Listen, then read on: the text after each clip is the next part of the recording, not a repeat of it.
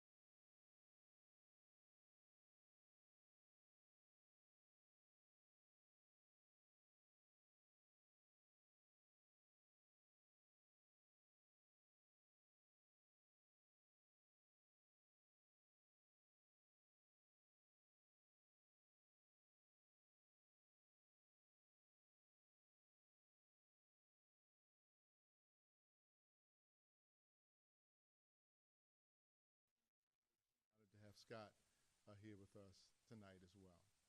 I'm not going to say more because I have some questions. I want them to kind of introduce themselves to you in a bit as we talk about the book. But how about if we start by welcoming Scott and Julius to the stage?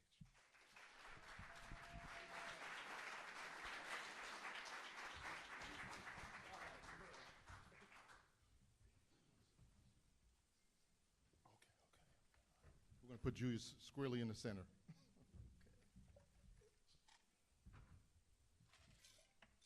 So, I have some notes we're going to get started with, and then we're going to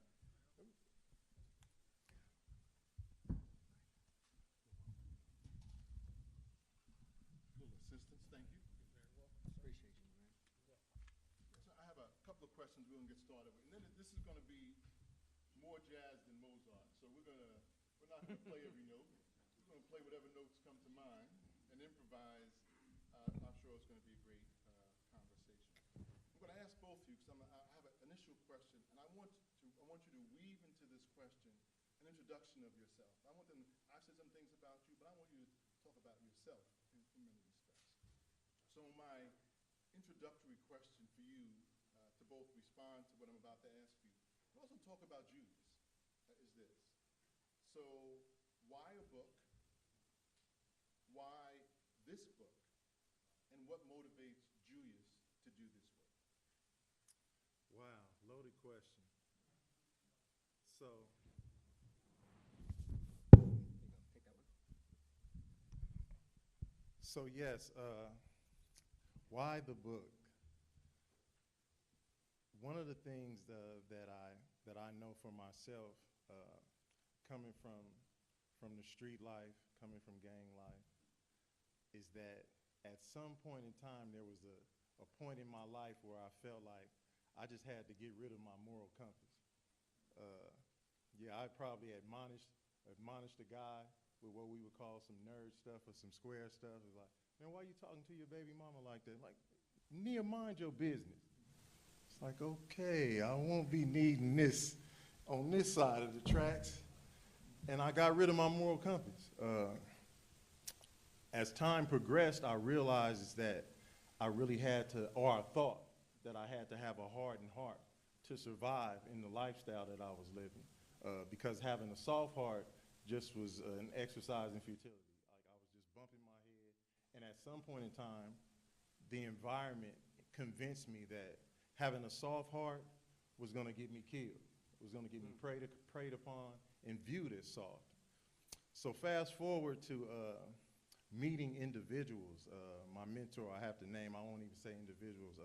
My mentors, mainly Imam Michael Salam, Abdul Rauf, and Imam Abu Qadir El Amin, were individuals who saw something in me when I didn't even see anything in myself. They poured love into me when I didn't know what it meant to love myself. And I met Sheikh Atiq, and Atiq really talked about, briefly if I could share this story, he talked about how everyone knows that when you think of the devil, you think of fire. And when you think of mankind, you think of Adam, you think of clay, soft, or being created from mud or clay. And so what Atiq shared with us is that when fire is exposed to this clay or this mud, it hardens. And he said, so this is what happens when you're under the devil's influence. Your heart hardens. And so what happens is, for us, now that we have this hardened heart, we have to go through a cultivation of the heart. You have to actually soften this hard, barren land that you can't plant any seeds in, that you can't produce any fruits from. And it takes individuals like that to convince young men and women who are in this particular lifestyle that a soft heart is more feasible, going to be more beneficial, is going to help you actually in life more so than having a hardened heart. So that's pretty much my journey and why I wrote the book, and I'll get into that. I don't know if that's going to be another question. It will be. Okay, and I'll get into why I wrote the book later. I know we want to keep it moving. And so, Scott, I'm going to ask you to do the same thing, kind of introduce yourself a little bit, and it's a very similar question. So why is a Hollywood producer here? You have a white Hollywood producer who has done some incredible work and is here with us tonight. And that matters. that does matter.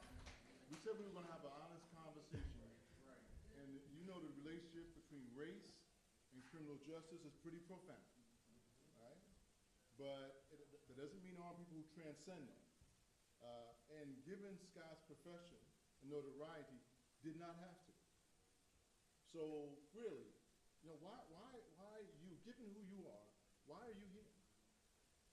So February 2004, a friend of mine that I was working with on a movie called Old School, if you remember that one, Will Ferrell streaking naked. Fine art. Fine art is what I do. Said come down to Silmar Juvenile Hall in the San Fernando Valley in Los Angeles, and I teach a creative writing class. Can you come be a guest speaker? So I walk into a jail for kids, and as I'm walking up to the compound, which is a prison within a prison for all the serious violent offenders, I see what looks like a 9-year-old in handcuffs being escorted. And that's my first taste, my first visual. That 9-year-old wasn't white. And I enter the compound. I go to Unit W. There's a table set up in the hallway with 15 chairs around it. And I sit down at the table, and I look at the kid that's the first kid sitting next to me, and he's a little 15-year-old kid with a little mohawk on his head. And I said, "How was your week?" And he said it was a really tough week, that he just got sentenced to 300 years to life in prison. And I said, "What happened?" He said, "I stood next to my homie who shot the victim in the butt. The victim was in and out of the hospital in a day, and for standing next to the guy with a gun, I got sentenced to 300 years to life. And I'm just waiting to catch the chain." And as I looked around that table, I realized very quickly that if this was my kid, if he looked like me, if he had my money, he'd be out on bail, right? He'd be sleeping in his bed at home, right? Because I would have paid his damn bail. And 2, he would have had the best lawyer in LA. And for not touching a gun when someone was shot in the butt, he would get probation. I can guarantee you he wouldn't have gone to prison for 1 day, but David was going to prison for 300 years to life. And so as we went around the table, there's nothing surprising here. Foster care, physical abuse, sexual abuse. I mean, it was all of those stories. Hurt people, right? If I didn't have what I had when I was a young man, I'd be looking for love in all the wrong places. And I said to those kids, if you guys are going to work on growing and maturing and transforming, I'm here every Saturday. And that was February 2004, and I'm still there every Saturday. I'll be there in 2 days.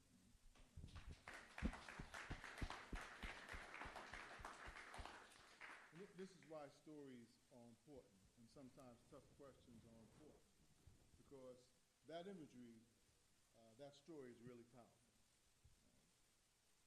Now, Julius, your introduction was really talk about what shapes your kind of perspective around this notion of like a hardened, calloused heart, and this notion of cultivating that so that one can see opportunity and possibility in their lives without having to be as protected as that seemingly makes you feel. So when you got into the book, who was your audience? I mean, who were you trying to speak to? Using your experience and the fact that people had kind of poured into you in order to, kind of reach people. When authors write a book, it is for themselves, but most importantly is for others. When you tell a story, it's for yourself, but more importantly, you're for others. Who did you want to speak to? Who was your primary audience? And what did you really want to convey to them? So when I wrote the book, and firsthand, and I won't name the organization in this instance, firsthand the things that we've seen in regards to who we choose to be credible mentors. We want individuals and people with Okay. That's for you, Chet. They want you to hold the mic when you, next time. Hold the mic when talking. You I okay? will hold the mic when I'm talking. All right. Got you. I take direction now. Okay. So, yeah, in this space, we want people with shared life experiences, individuals who come from the same, like you say, cut from the same cloth, individuals who have been in the streets, who can actually corner a youngster and tell them, I've actually been there, done that. This is the glorified side of it, but here's the not so glorified side of it. Going to prison. It's not the movies. You're not gonna get an escort to your mom's funeral if you're serving a life sentence. If you're in prison, period. Yeah, it's not happening. So you watch the movies and you think, oh yeah, if my grandmother dies, my mother dies, I'm gonna get escorted to the funeral. No, you're not going. You're gonna see a lot of people lose their lives. Things are gonna happen to your family members. You'll be removed as a protector. You'll actually be in modern day slavery. I think the most I made in prison was 65 cents an hour. And that's high in prison, 65 cents an hour. That's high. So back to your question, not to digress, with choosing these individuals, you have to have an additional skill set. You just can't be big OG K-Rock or OG Ashtray and become a mentor just because you have this shared life experience. When you're trying to teach a young person how to resolve conflict without resorting to violence, you have to have that skill yourself. When you're talking about emotional intelligence, and I'll say this, it's real subtle, the heart-hardening process. A lot of you sisters, you and men, but you know, we're a lot of single parents up in here. We start early. I'm 2 years old. Boy, shut up, quit crying before I give you something to cry for. That's familiar to us, right? Yeah. But I can't cry. I'm 2. No matter what it is, if my toy is broke, whatever the reason is, I want to let this emotion out. You're compelling me to suppress it at a very young age. And so I learned not to cry. In fact, I had someone tell me, and I never remember what those 3 emotions are that we're allowed. I know we're allowed to be angry. We're allowed to express lust and desire. And it's one more that's okay in the hood that you can express and not be vilified for it. But I can't tell one of my male counterparts. I can't turn to you and say, you know, you and Scott was joking about that situation, bro. I shared that with y'all in confidence. Like, that really hurt me, bro. I can't, man, I'm going to get laughed. Man, somebody, you need a man with sensitivity. I'm going to be like, yeah, like. And so now I'm mad. Oh, I'm sensitive, huh? Well, the next time you do something like that, I'm going to beat your mother. That's acceptable. That's what's acceptable. The first part, me telling 2 grown men that they did something to hurt me, that's not acceptable. I'm not allowed to express that particular emotion. So for me, having this additional skill set, knowing what it means to emote, knowing what it means to have emotional intelligence, anger management, conflict resolution, these things are important. Chet, you know firsthand that there was a time when the work was in danger. We had individuals who didn't have this additional skill set, and they were doing things like that. And I'll close with this. I was listening to a call, and no need to name names, but this guy was a program manager, and he said that a youngster told him that he didn't have what we call a LTO, license to operate in the community.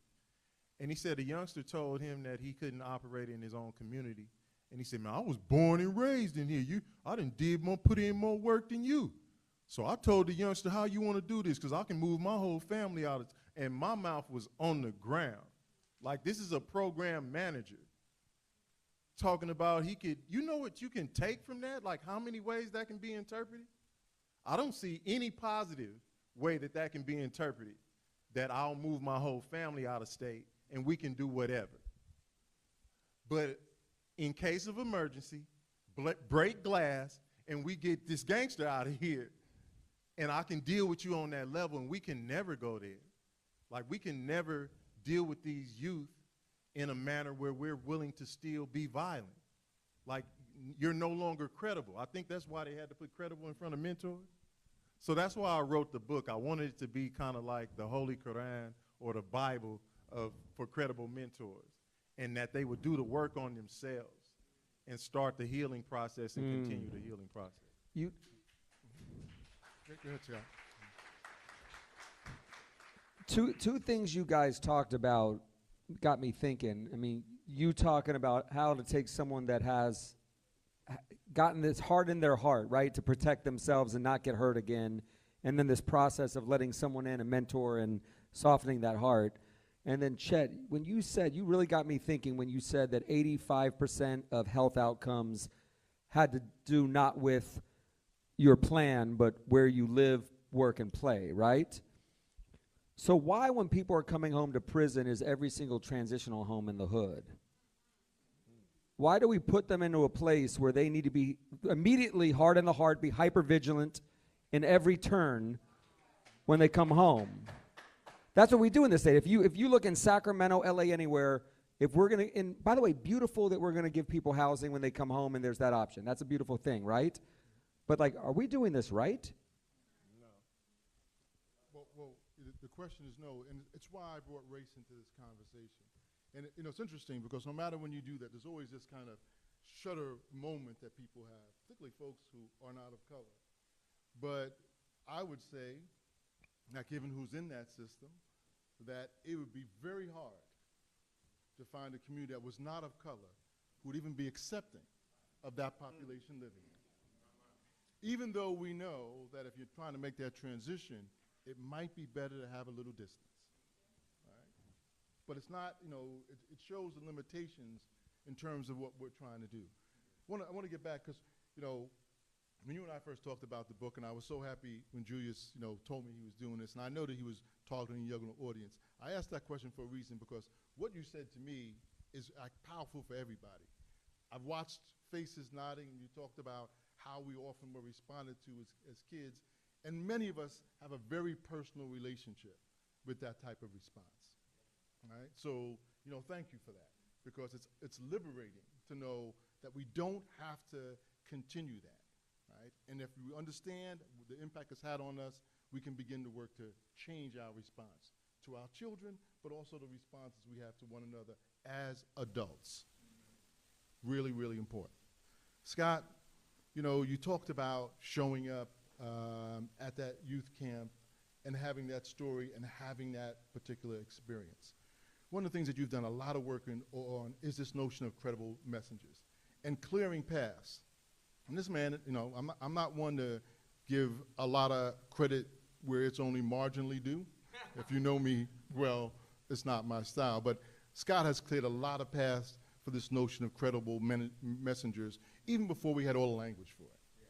When you think about that as part of that story, and as it relates to the experience some of those young men had, how does credible messengers fit into this particular mix? I mean, I felt like I stumbled on it. I wish I had all the answers when I first started this thing.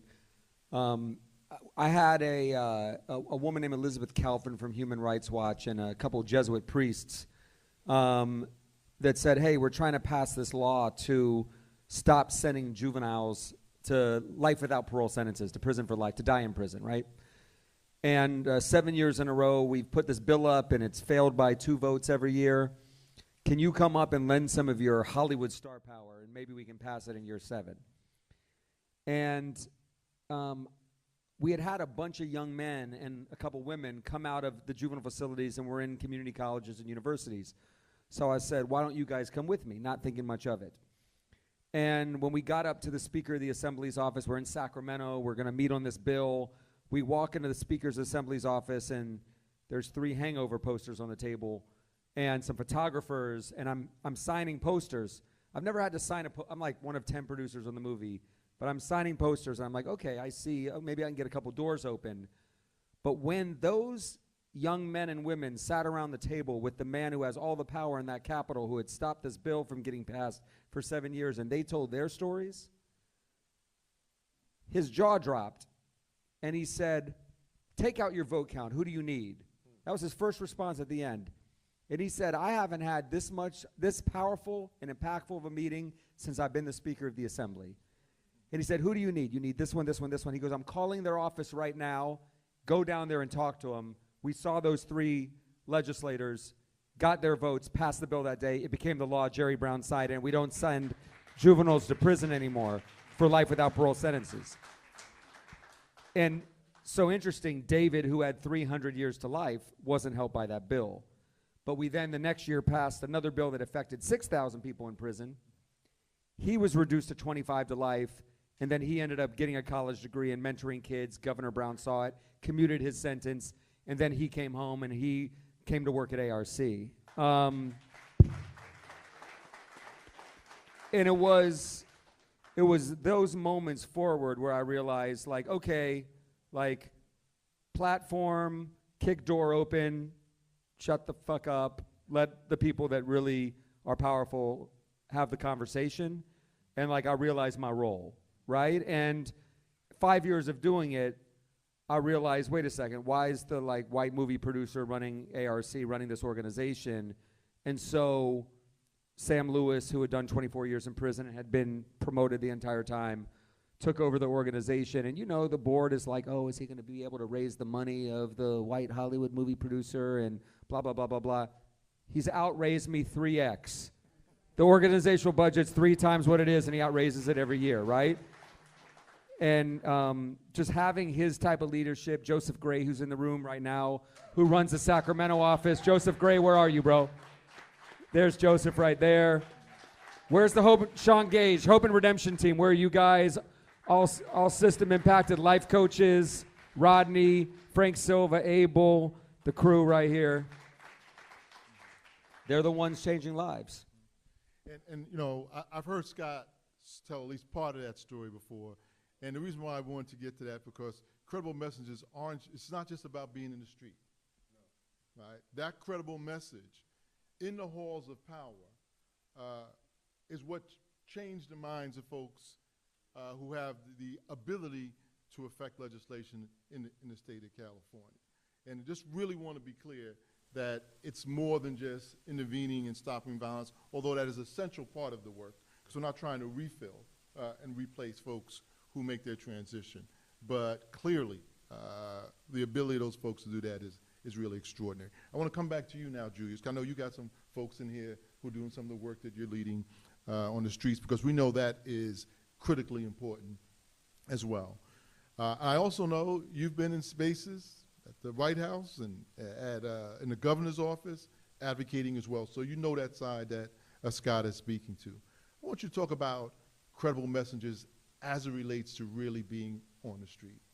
And not just what they do, because we know that is of utmost importance, but how you deal with this notion of a callous talk. When you're working through your own stuff, and you get the kind of triggers you just talked about, when somebody challenges you and you feel like you have got to, again, defend yourself, your masculinity, your manhood, your authority, your standing in the neighborhood. From your perspective as a leader of a group that's doing incredible work in Sacramento, how are you modeling the type of behavior that you talk about in your book for the gentlemen, the gentlemen you lead within your organization? Wow. So I'm a very large individual, if you haven't noticed.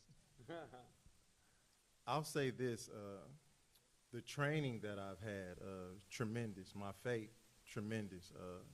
Just to be able to claim being a peacemaker. Islam stands for peace.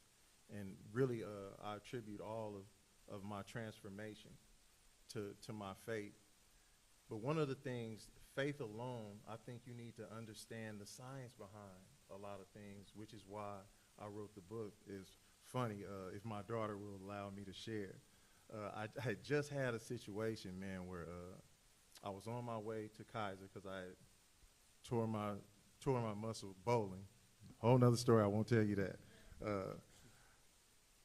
But I took a call from work, and I took the call from work, and by the time they were taking my blood pressure, it was 158 over 96. Now, my daughter teaches intentional breathing. I'm a large individual, so I don't want to be places and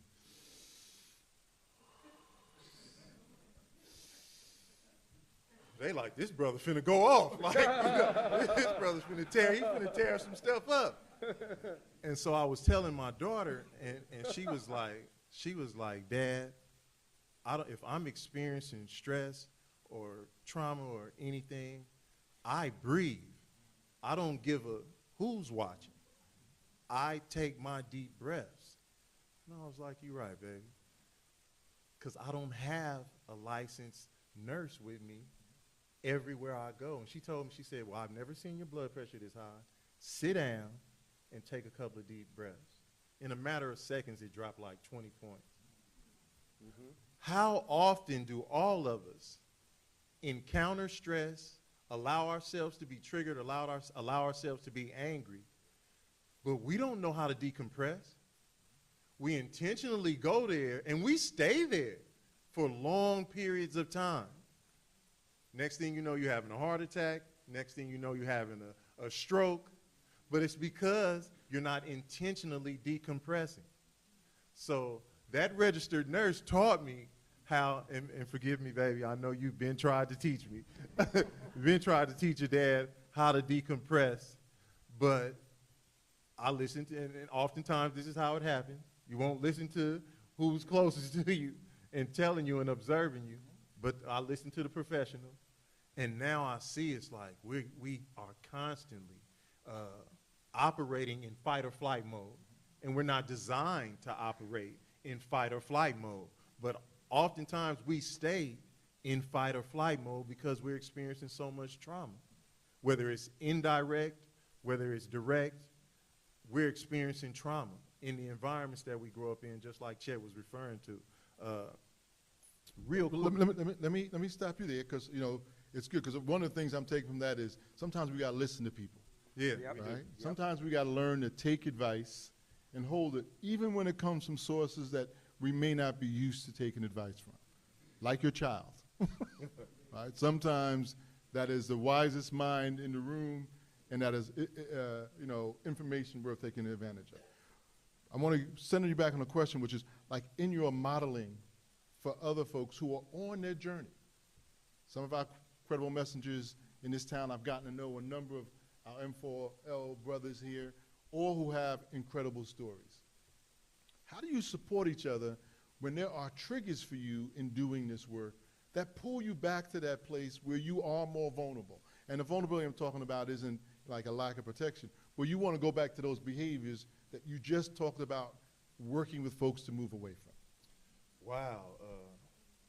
My guy, my program manager, Ezell Humphrey Grant, he just experienced a situation where he was assaulted in public.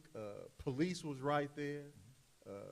I don't know what happened, but the police didn't get there in time. But he had to hold his position as the program manager for Movement for Life. Ezell, stand up, my brother.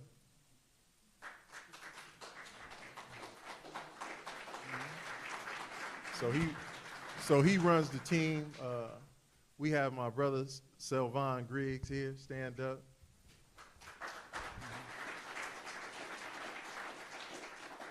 I think Brother Clemmy Fields is here somewhere representing Oak Park.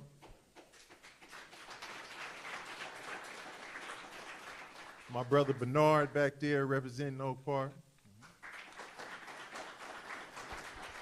Stand up, let them see you, Bernard. You're looking real sharp, too.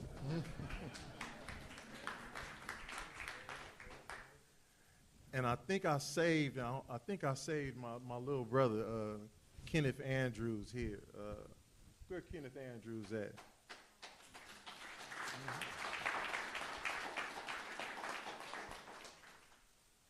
I'll say this. Kenneth Andrews had a situation, and I'm only sharing stuff, no personal stuff, no check-in stuff. We do highs, lows, and EI moments. An EI moment is an emotional, intelligent moment. And so we share these Yeah, yeah. You have to share what is your high of the day, what is your low of the day, and what was your EI moment. Where did you have to exercise emotional intelligence? What was your EI moment today? My EI moment today. Oh, wow. Look at Bill. So we have a report due, a Cal VIP report due, and I'll just say some members of my team were concerned about us getting it in on time. And so, yeah, that was my EI moment. But I will say that I'm proud of myself. We don't do this often enough. Yeah. I took the high road and kept my composure, and we're smooth. We're all good. That was my EI moment for today. Back to my guy, Kenny, in the back. So Kenneth had a situation where a young person had threatened the mother of his child. Almost ran her off the road. And he leaned into his support system, very, very challenged in that moment, but understanding what he represents now, understanding how he has to resolve conflict now. And it was a very challenging moment for someone who's only been on the job. Are you 2 years in yet? He's not even 2 years in yet. In fact, I had a very difficult time convincing him to do this work. As you know, someone with a stellar reputation on the wrong side of the tracks, and everyone on my team, comes from that. And so sometimes it's difficult to relinquish that. Who am I going to, even for myself, if I give up Jay Jonah, who am I? Can I just be Julius Thibodeau Hassan? So yeah, I think that for us, we support each other. A lot of training, as you know, we do a lot of training here with you, a lot of training on our own. But as I said, with the check-ins, we still keep a daily reminder to reinforce this. Like, even at every meeting, it's reminded that we have to use emotional intelligence.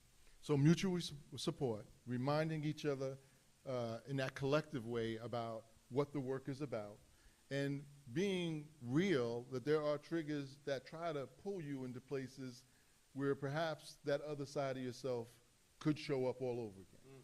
Absolutely. I want to pivot a little bit here, because one of the things that I think we should all recognize in this room is that the credible messenger movement is under attack. Right? There are folks who challenge its validity, challenge the data about its efficacy, its effectiveness, and we experienced this directly in Sacramento, where the credible messenger movement was moved back into the police department. What? Right? And I know some people are shocked, and some people are going to be insulted that I said that because we're being live streamed, but that's the truth. And we're here to tell the truth and talk about what that actually means and what the implications of that are likely to be. And I want to ask both of you this question, because the pivot for me is like, what's next? Both of you have made major contributions to advancing this work.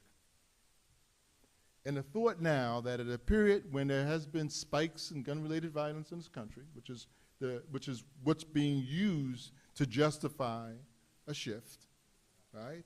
And to again kind of co-opt the work so that it can almost be viewed as coming out of those institutions as some way of making it effective. Attacking people and reputations. You and I both have suffered that. I'm not here for sympathy, because we know the battle's worth fighting. But when you think about where we are as a society, Scott, where we are now, all the work that we've actually done, all the stories you've told, the impact it's had on legislatures to pass bills that really was taking a different approach.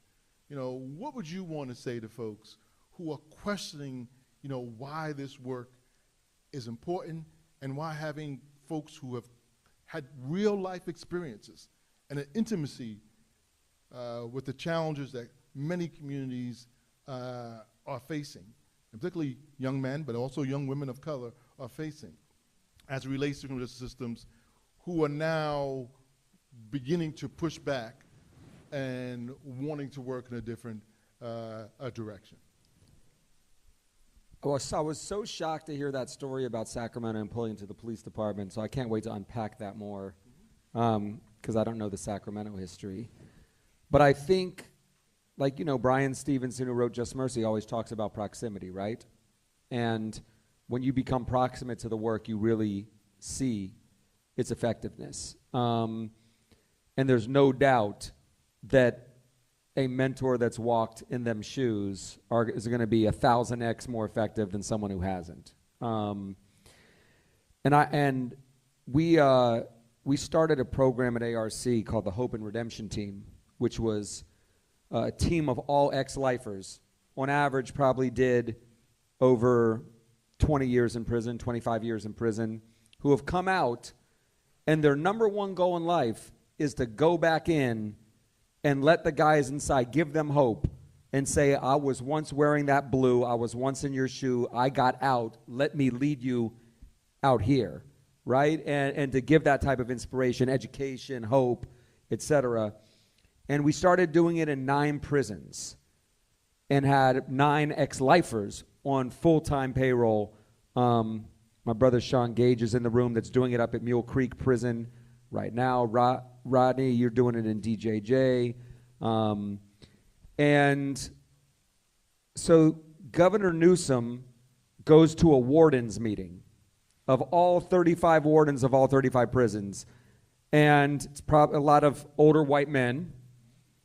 And he says to the wardens, what's the best program you've seen in CDCR? And those 9 wardens raised their hand and said ARC. And he goes, what do you mean? And they go, because it's guys that used to be locked up here coming back in, and they are the teachers. They are the messengers. They're the ones.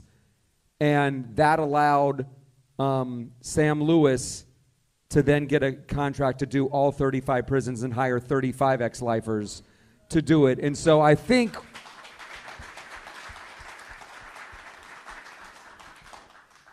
finding those unlikely allies, who would think that wardens of a prison would say, of the 50 programs we have in this prison, the credible messengers, those, I mean, it's so crazy that, like, the wardens are inviting, like, the credible messengers who are, like, some of them are still on parole to, like, the staff potlucks. Like, we had a warden at Pelican Bay, like, take them, when they moved up to Crescent City, California, took them out shopping at Walmart and helped them furnish their apartment, right? Like, the warden at Pelican Bay has the 2 gentlemen who work up there who moved from Los Angeles while on parole to Crescent City, California, on the border of Oregon, a town of mostly correctional officers, to go do this work inside Pelican Bay State Prison, the most notorious prison in California. And the warden has their cell phone numbers and texts them, hey, this guy's getting out tomorrow. Can you get them a ride home to California? And he's texting them on their phone because he knows they're the most effective thing happening at Pelican Bay State Prison, right? So I think finding someone like the allies to tell this story, to tell what we all know already, I think is crucially important. Julius, I want you to answer the same question. Yes, I do. Right. No, but you have a little more class, and you gave the PG-13 version of what we went through. So, and one of the things that I love about Chet is that Chet puts me in positions where it's not let me talk to this politician or let me talk to this officer or whatever the case. Chet sends me. Chet sends me. I have all the conversations with all the city council members, the mayor, the governor, whoever, and then when things get heated, then he comes in. He's the closer. He's the closer. I really appreciate Chet coming to me and my team, because the way it happened, Scott, is we had a deal for $1.5 million. We had a deal already signed for $1.5 million in the Office of Violence Prevention. The Office of Violence Prevention then chose to move to the police department to be housed in the police department. The Office of Violence Prevention is under whom? The mayor? It was under the city manager.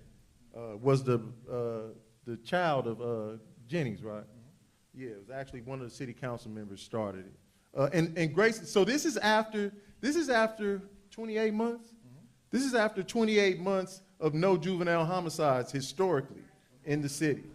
I don't have much emotional intelligence because I want to flip this fucking table over right now. Oh, so hold on. So Chet comes to us after we lose this battle. Our first loss. That's right. We suffered our first defeat as Belichick and Brady. And You guys vote for. Muhammad and Dundee. Yeah. okay, we'll take that. Okay. You guys didn't vote for Trump like Belichick and Brady, did you? No, so we're gonna go as again. Here's the brains of the operation. Dundee, Muhammad Ali. He comes to us and he said, "So what are we gonna do? I know you guys would be hard pressed to do your work with the Office of Violence Prevention being housed in the police department. It's a lot of money." He said, "But we can raise the money. Julius, what do you want to do?" I said, "Give it back." Told my team, we giving back $1.5 million. Brothers got bills to pay, under the pressure, but not one single person on my team said, man, there's a way that we can work this. We knew that we would be compromised. We knew that this wasn't reimagining public safety. It wasn't in the spirit of the work. So we gave $1.5 million back. Thought this would satisfy so-called, and I'll close with this. I posted that community-based organizations, this is all I said, I promise you, I'm not editing anything. Community-based organizations should be ran by members of the community.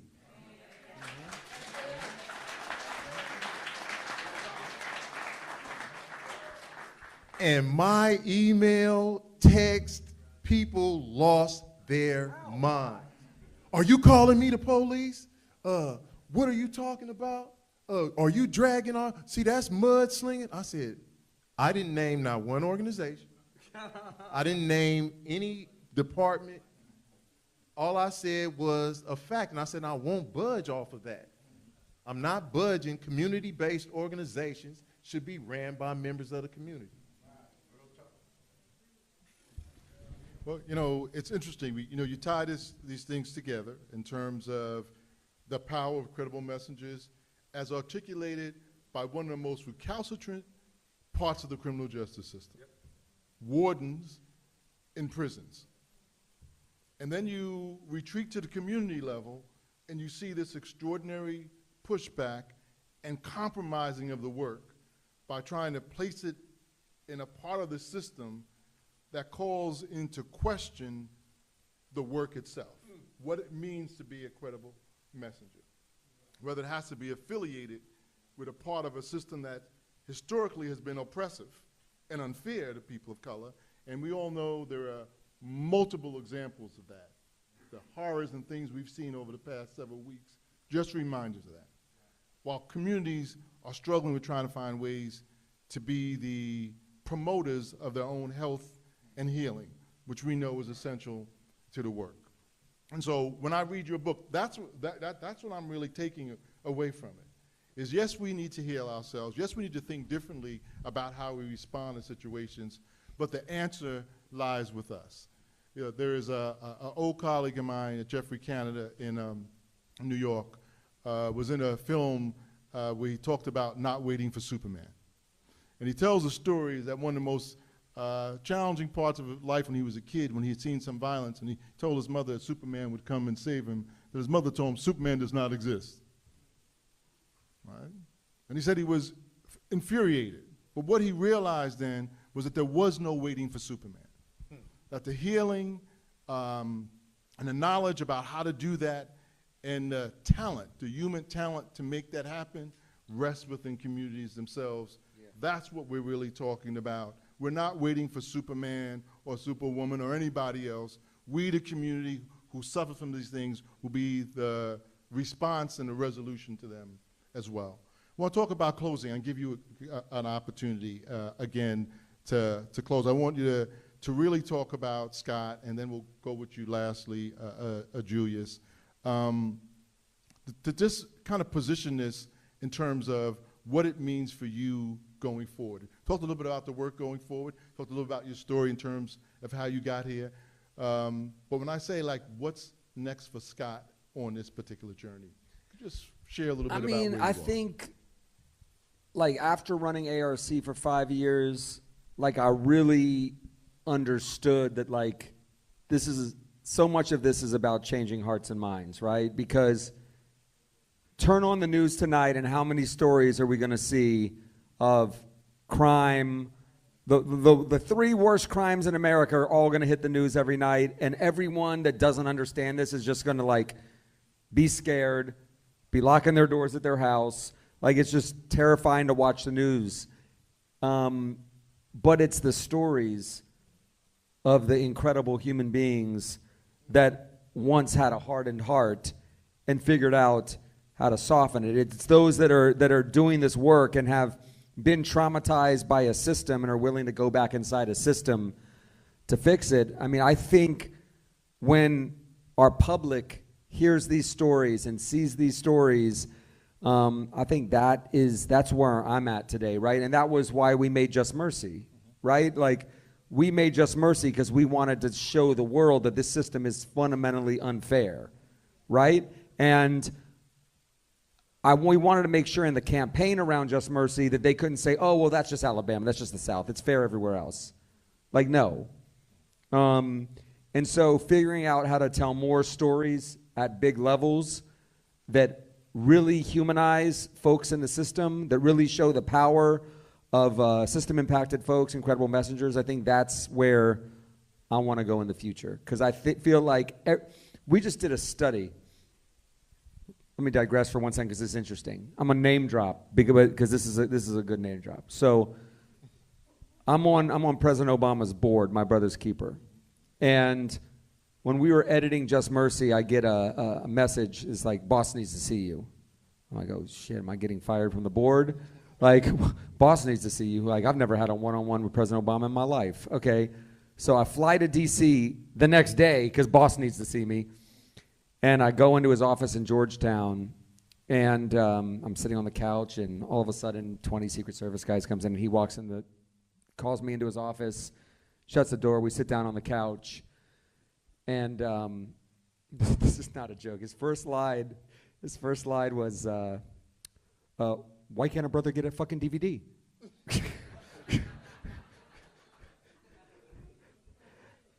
And so he was the first person to see Just Mercy before it was even done. We got him a DVD real quick, even though I told him, Mr. President. Also spoken. Yeah. But in the conversation, he said, he goes, I have this new Netflix deal, and I think I can do more in this role than I ever could as President of the United States. And he said, what you're doing with your film company now, like, I love what you're doing. I want to emulate it, which was incredible. But he said, what if you got a bunch of people who maybe didn't really believe in Black Lives Matter and weren't on this path, and you literally, he goes, I believe that a movie can change someone's brain matter. I think a movie that evokes enough empathy can literally rewire someone's brain. So why don't you do a study? Why don't you bring like a few hundred people in here that don't believe that there's police brutality and this, and then show them Just Mercy and see what happens to their brains afterwards. And we did that. We brought in Jennifer Eberhardt from Stanford, who's one of the global researchers around racial bias, brought in her colleague from Stanford, Jamil Zaki, who's one of the global researchers around empathy. And we did a Just Mercy study on people's brains. And not only did we show them Just Mercy, but we showed them, we had 70 different 60-second videos of credible messengers of formerly incarcerated and system-impacted folks who are out now. And so we had them watch the movie, we studied their brain, we had them watch a few different videos of people who were once incarcerated and now doing great things, like all the people that Julius talks about and the work he talks about in the book. And we just got phase 1 results, and it exceeds anything we could have ever imagined, and is proof, and we still have phase 2 to do, but it's proof that a story, a movie, a TV show that can generate empathy can literally change the way someone's thought for decades of their life.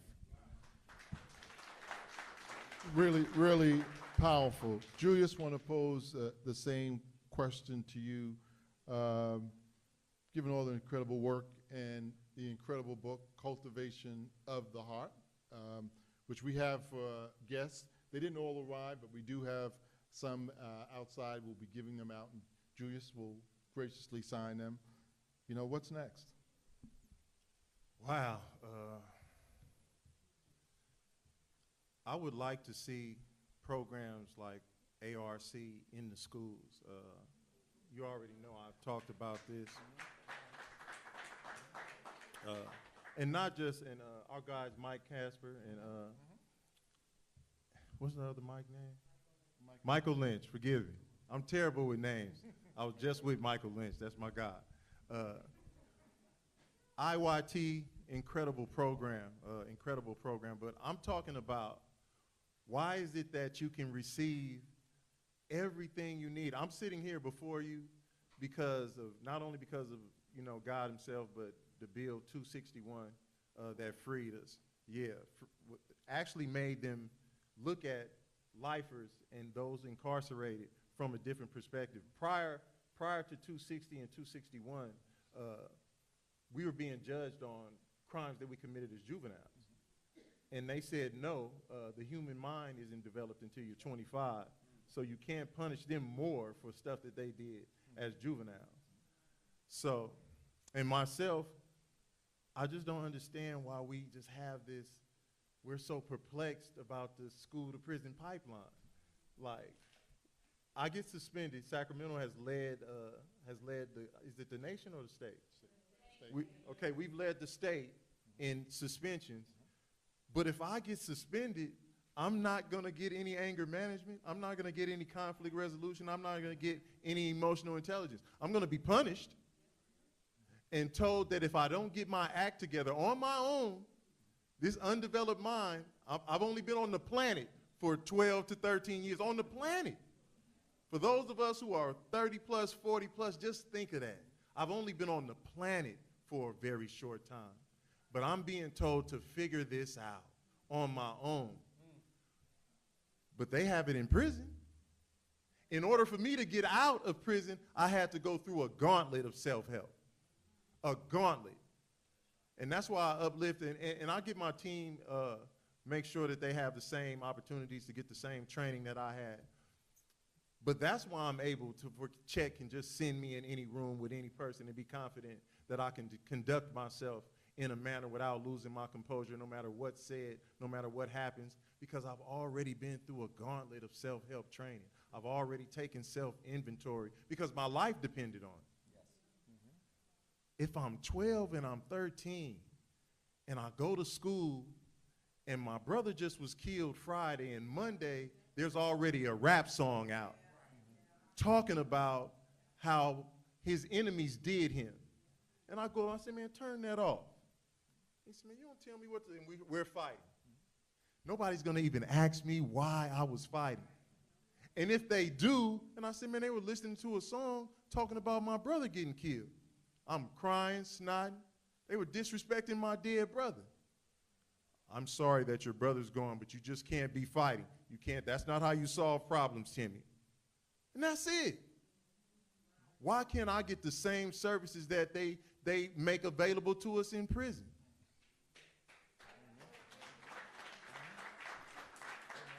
So I would like to see us attack this school to prison pipeline. I know they can, as you just stated, they can put a city up in the middle of nowhere. If they put a prison in the middle of nowhere, they'll build a city around it. So I get that. It's big money involved in prison. You can just build a city if you drop a prison in the middle of nowhere. But I'd like to see us attack that and stop just saying, you know, yeah, you got to make better decisions. My brain isn't even fully developed. Before I even wanted a gun, and I think I said that in the book, I had a gun pulled on me in Richmond, California 3 times on 3 separate occasions before the age of 15. Before the age of 15, I've had a pistol to my head, heart beating,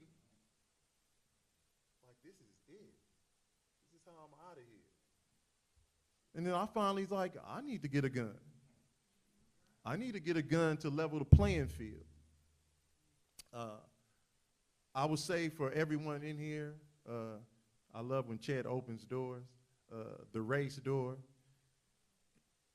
I had a mentor tell me that there's only one race, and that's the human race. You can't take a gorilla and an elephant and make a gorillafant. He said there's only the human race. But we know in this country there are racial lines, and there is systemic racism. Challenge your white friends, challenge your Latino friends. We need to challenge each other. I have several friends in the audience. I see Mike McLively back there from Giffords Law Office. I see Bill Noten, Macro Partnership, and I see Lynn over here. They'll tell you, Bill especially, I have like real life conversations when I'm upset about something involving the black race. I tell them we need to do something, and they listen. I want to see us move to a space where we are respecting reimagining public safety, and we know that we can't police ourselves out of this problem. And I'll close with this. I got the wrap up sign. I just saw my therapist yesterday. We got to stop being afraid of mental health. Yeah. I keep telling Chet I need to get off the front line. I need a real executive job, even though I have an executive job. I'm executive direct. But I've been in this lifestyle for my entire life. I've been around gun violence my entire life. I'm 51. With no breaks. Absolutely no breaks. And so it's time to, at some point in time, to start looking in another direction. But I do have a therapist to help me unpack some things. And when you talk about environmental wellness, as both of us we're so impressed when you talk about it, but actually like kind of shocked, right? Like wow, we don't even think. When I was young, and I took when I took the Kaiser mental health program, and they said we need to teach people environmental wellness. I was like, what is environmental wellness? And they said, well, it's where you choose a place safe to live, safe to work. Your environment is safe. When I was young, if there was a concert, a LL Cool J concert down at the Arco Arena, and they told me that 10 of my enemies was gonna be there, and the girl I like is gonna be there, I'm going to Arco Arena. I didn't have the wherewithal to say, you know what, baby, this concert is gonna be in the Bay Area 2 weeks from now, or it's gonna be in Stockton. No, I'm going to Arco Arena, I just need a gun. So I had no idea what environmental wellness was. And now that I know, it's hard, it's difficult to teach it to young people. But that's our job in this space, and that's what we try to do. And I would like to see us more, because it's easier to advise somebody to go get help when you sought help yourself. So that's what I'll close with. Well, we're going to wrap this up. You heard a lot about credible messengers. Please hold that in truth. Credible storytelling from both of our guests. You know, an incredible book. Please get your copy, read, digest it, share it with other folks. Just want to say thank you, Scott, for joining us this evening. Thank you, Julius, for all that you're doing, have done, and continue to do. And let's, everyone, we're going to hang out for a little bit afterwards. Get your book. Talk with Julius directly if you get an opportunity to do so. But thank you so much for coming and being part of this evening.